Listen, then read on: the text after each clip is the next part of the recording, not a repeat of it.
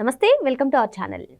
ఇటీవల వైఎస్ జగన్మోహన్ రెడ్డి గారు press meet పెట్టి బాలకృష్ణ గారి అంశం గురించి ఆయన లేవనెత్తారు. మరి ఆయన ప్రెస్ మీట్ ఎవ్వరు చూడట్లేదు, ఆ నేపథ్యంలోనే బాలకృష్ణ గారి పేరు ప్రస్తావించారని చెప్పి కొందరైతే విశ్లేషిస్తున్నారు. మరి ఈ సంఘటన జరిగి చాలా రోజులైంది, ఇప్పుడు ఎందుకు ఆయన బాలకృష్ణ గారి పేరు ప్రస్తావించినట్లు తెలుసుకునే ప్రయత్నం చేద్దాం. దీన్ని విశ్లేషించడానికి మనతో పాటుగా ఉన్నారు ప్రముఖ ఆర్థిక, రాజకీయ, సామాజిక విశ్లేషకులు అరిసిమెల్లి శ్రీనివాస్ గారు. నమస్తే సార్. నమస్కారం. మనం గతంలో చూసాం సార్ బాలకృష్ణ గారి వివాదం గురించి. మరి అప్పుడు నెక్స్ట్ సాక్షి పేపర్లో చూసుకున్నట్లయితే మొత్తం చిరంజీవి గారు కవరేజ్ చేశారు, కానీ బాలకృష్ణ గారు వైఎస్ జగన్మోహన్ రెడ్డి గారి గురించి ప్రస్తావించింది ఎక్కడా కూడా లేదు. కానీ జగన్మోహన్ రెడ్డి గారు ఇటీవల ప్రెస్ మీట్లో పెట్టి బాలకృష్ణ గారి అంశం లేవనెత్తడం పైన చాలామంది అనుమానాలు అయితే వ్యక్తం చేస్తున్నారు. గత కొద్ది కాలంగా జగన్మోహన్ రెడ్డి గారు కుల రాజకీయాలు చేస్తున్నారు, సో అందులో వ్యూహమే ఇది అని కొందరు అంటున్నారు. కొందరేమో అసలు ఆయన ప్రెస్ మీట్లో పసం ఉండట్లేదు, ఎప్పుడు చెప్పిందే చెప్తున్నారు. సో బాలకృష్ణ గారిది అంశం లేవనెత్తితే ఆయనకు కొంచెం మైలేజ్ వస్తుందనే కారణంతోనే ఈయన బాలకృష్ణ గారిని ప్రస్తావించారని కొందరు చెప్తున్నారు. అసలు మొత్తానికి జగన్మోహన్ రెడ్డి గారు బాలకృష్ణ గారి పైన చేసినటువంటి కామెంట్స్ పైన మీ అభిప్రాయం ఏంటి? ఈయన జగన్మోహన్ రెడ్డి అప్పుడప్పుడు సాక్షి పత్రికతో విభేదిస్తాడు. ఎందుకంటే సాక్షి పత్రికలో రాసినంత అబద్ధం దాన్ని ఎవరు నమ్మమన్నాడు నిన్ను అని ఎర్రోళ్ళే చూస్తాడు మనంక. ఒకసారి అసెంబ్లీలో అతను ముఖ్యమంత్రిగా ఉండగానే నిన్ను ఎవరు నమ్మమన్నాడే సాక్షిని, అందులో రాస్తే మాత్రం అన్ని నిజాలు అలాగవుతాయి అని అడిగాడు. గుర్తుందా నీకు? జరిగింది. అలాగే ఇప్పుడు కూడా గూగుల్ డేటా సెంటర్ గురించి వచ్చినప్పుడు వాళ్ళందరూ కూడా డేటా సెంటరు, అదేం పిచ్చుకల గూడు, ఇలాంటి మాటలు మాట్లాడారు చాలా. దాన్ని అదే డేటా సెంటరు, కోల్డ్ స్టోరేజు, అదని ఇదని ఇష్టమైనట్టు ఎవరి నోటుకు వచ్చిందా వాళ్ళ సాక్షిలోను, సాక్షి కథనాలు, పత్రికలోను ఇష్టమైనట్టు రాశారు, చూపించారు. ఇతను వచ్చి పాదాల మీద నడిచే యాత్ర పాదయాత్ర అన్నట్టుగానే ఇది ఏఐకి క్వాంటమ్ అదని ఇదని దాని గురించి మాట్లాడతాం. వాళ్ళందరినీ పిచ్చోళ్ళని చేసాడా అంటే సాక్షి కథనాలు, ఆ ప్రసారాలు అన్నీ అభూతకల్పనలో అవి నమ్మకండ్రా బాబుని అతనే చెప్తున్నాడు ఓ పక్క నుంచి. అయినా వాళ్ళు మానరు, అది వేరే కథ.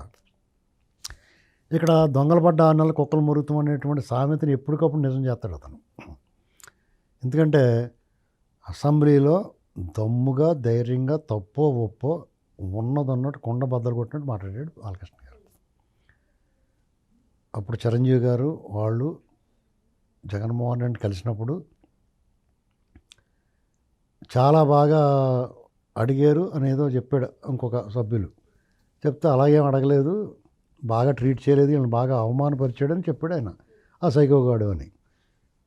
ఏంటండి అది అన్పార్లమెంటరీ వర్డే, సభకు మర్యాద కాదు. కానీ ఆ శశబిసలు ఆ వ్యక్తికి ఏమి ఉండవు అందులో. అది మరి వాళ్ళు మార్చుకుంటే లేకపోతే లేదు. అది ఆయనకే చెడ్డ పేరు వస్తుంది, లేదా మంచి పేరు వస్తుంది. మంచిగా మాట్లాడితే మంచి పేరు వస్తుంది, చెడుగా మాట్లాడితే ఇదేటి ఇలా మాట్లాడాడు అంటారు.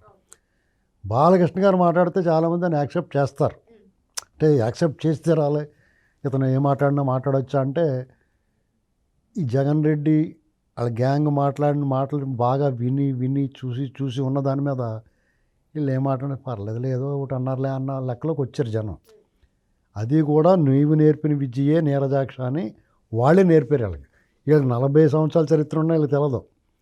అసెంబ్లీలో బూతులు మాట్లాడటం, క్యారెక్టర్ అసాసినేట్ చేయటం, వ్యక్తిత్వహరణం అంటారు దాన్ని. ఇలాంటివి వీళ్ళకి తెలియదు నిజంగానే. చాలా పద్ధతిగా, డిప్లొమాటిక్గా, ఉందాగా అంతా కూడా పేపర్ భాష మాట్లాడతారు వీళ్ళు అందంగానే. వాళ్ళేమో రోడ్డు మీద చెంబులెట్టుకు వెళ్ళినట్టు మాట్లాడుకుంటారు, అలా మాట్లాడతారు వాళ్ళు. ఆ టైప్ వరస్ట్ గ్యాంగ్ అది.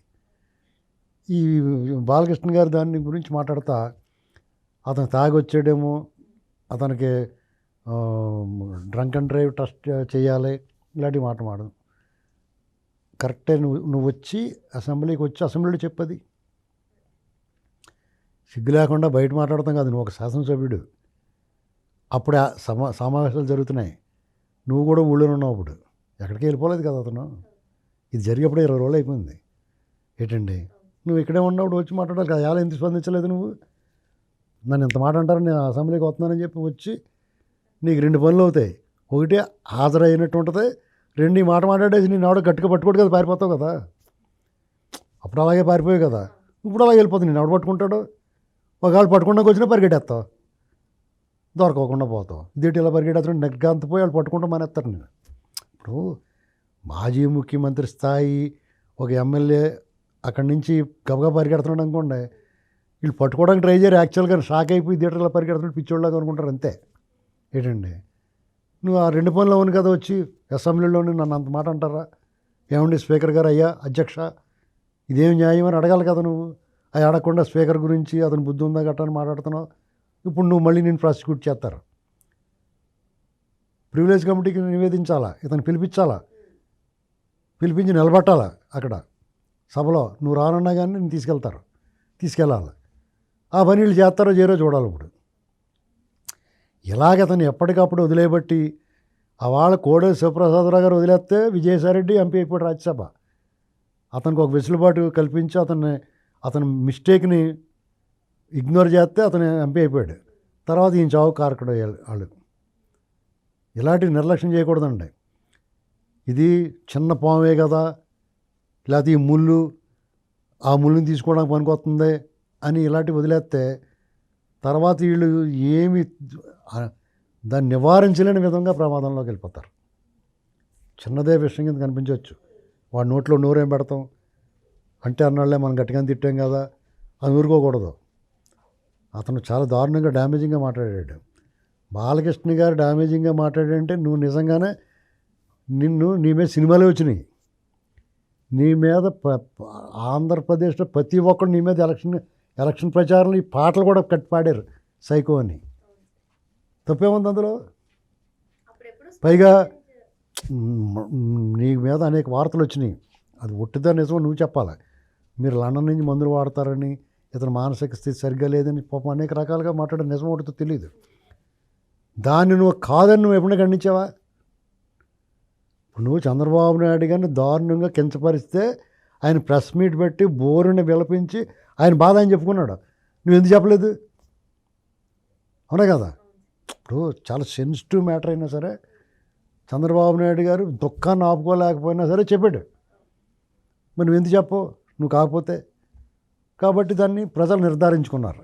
సార్ ఇక్కడ ఇంకో అంశం సార్, జగన్మోహన్ రెడ్డి గారు ఆయన వైసీపీ పార్టీ ఎప్పుడు కూడా వాళ్ళు చేసేది వాళ్ళ గురించి అనేవే తిరిగి తిప్పి కొడతారు అని చెప్తూ ఉంటారు.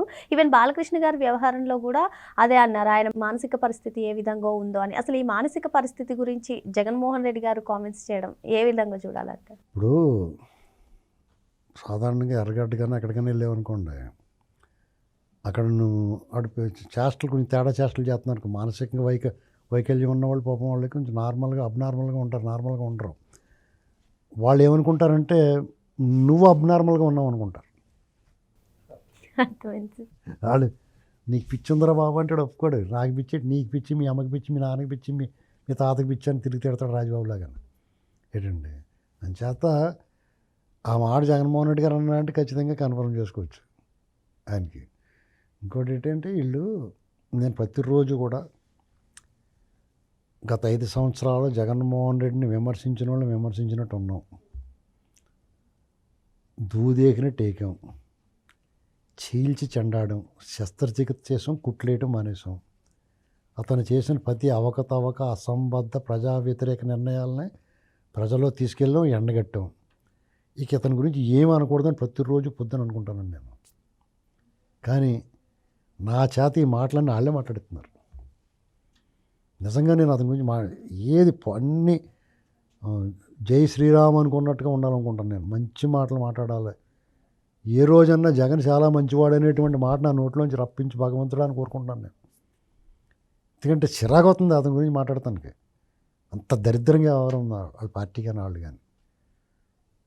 భగవంతుడు ఇప్పటికైనా వాళ్ళు మంచి బుద్ధిని ప్రసాదించి వాళ్ళలో మార్పు వచ్చి వాళ్ళ పశ్చాత్తాపము పరివర్తన కలిగి ప్రజల గురించి ఆలోచించి ప్రజల తరపున పోరాడితే మనం కూడా వాళ్ళ గురించి వీడు చాలా బాగున్నారా అని చెప్తానికి అవకాశం ఇవ్వమని కోరుకుంటున్నాను దేవుణ్ణి. ఇంకెంతకన్నా మనం ఏం ప్రార్థించలేమండి. మరో అంశంతో మళ్ళీ కలుద్దాం. Thank you sir.